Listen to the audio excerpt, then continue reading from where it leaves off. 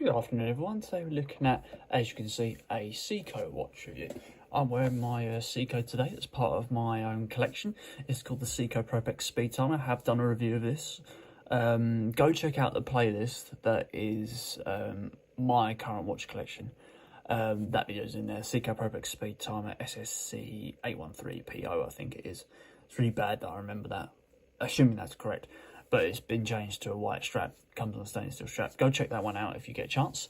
For today's purposes, we're looking at the SNX7, SNX S79. Oh, it's got a bit of sticker on it.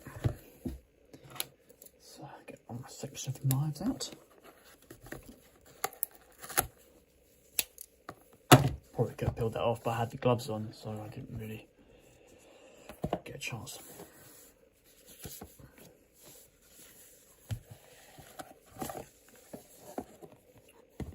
So Seiko's branding usually doesn't change. You usually get a sort of white theme with this very digital style Seiko manual and a nice white theme box. They often do present their boxes really nicely. So let's have a look at the watch inside. So it's nice black cushion, black detailing as well.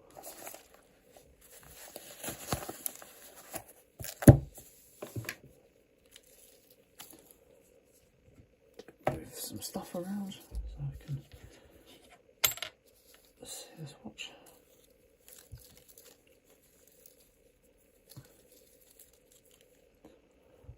So here we go, guys. This is the Seiko 5 SNX S79 automatic. There's a bit more of a sort of a classic, contemporary, affordable day date, essentially a date just, with a 37mm case diameter and a 13mm case thickness. Retails at £160, weighs 86 grams, and as you can see, operates on an automatic movement, as you can see from that hand gliding around there. The calibre of the movement is a 7S26 Japanese 21 dual automatic movement with a 21,600 BPH and with a 41-hour power reserve.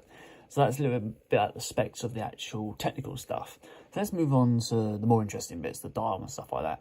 So the dial is a matte grey style sun ray dial, as you can see from the light reflecting around it. Just going to turn this light off for now so you can see it without the light on. As you can see, that lume is sort of a dark, well, it's like a light green style lume, I suppose you can say.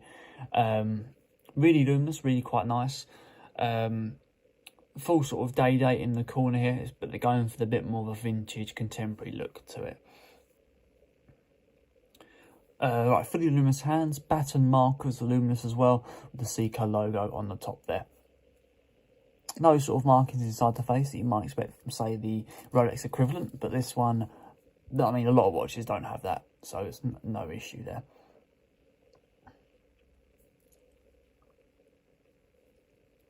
So that's a little look with it without the light on. I'm probably going to turn it on now so I can talk about it in a little more detail.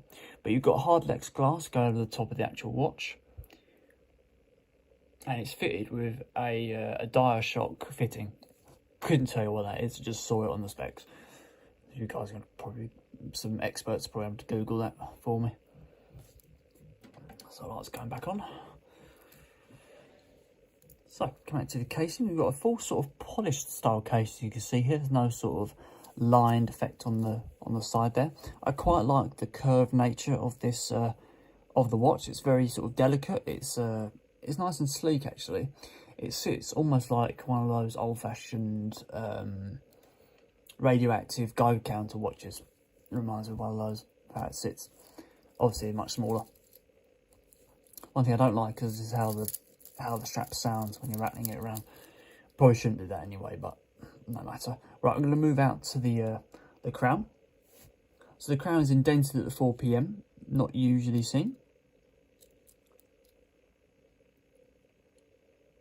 It's quite a delicate crown, doesn't screw in or anything like that.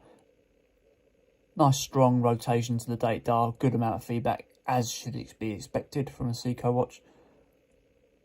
Try. It's one of those ones you don't really turn with your fingers, like in terms of gripping them together. You just sort of roll your finger across it. One of those things you get used to. Second position. And a good amount of feedback to the hands. There's a little sort of gap underneath so you can actually get a grip on that crown. Yeah, you've got a good amount of feedback on the crown there, as expected. It's a full push down crown.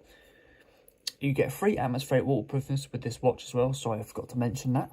So coming out to the strap, you've got a 19mm, sort of a thin link style strap. It's almost like an oyster petrol strap with thin links, really. Coming down to a deployment style case with a simple flap double fold over system, revealing a sort of a cheaper stainless steel interior component. And lastly, coming around the back of the actual watch, you've got a full skeletal view of that 21 jewel ornament movement in the back there. Just a little bit more sort of markings on the back if you wanted to have a little look at those. See if I can get the camera to focus on that.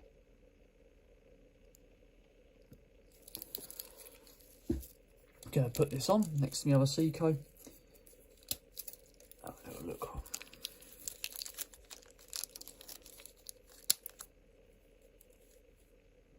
So there we go, guys. That is the Seiko SNX S79 sitting next to a Seiko Propex speed timer.